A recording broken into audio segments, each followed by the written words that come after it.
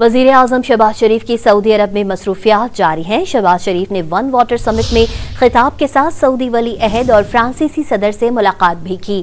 شہزادہ محمد بن سلمان سے بات چیت میں علاقائی اور غزہ کی صورتحال پر تبادلہ خیال کیا گیا۔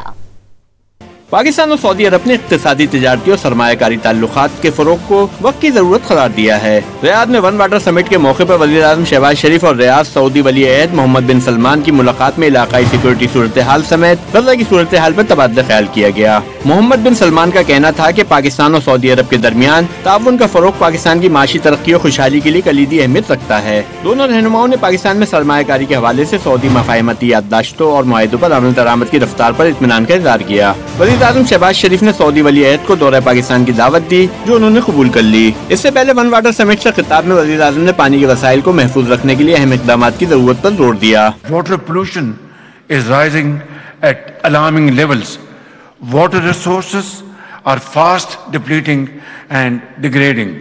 Such impacts and losses are likely to rise further for Pakistan in the absence of concentrated international actions.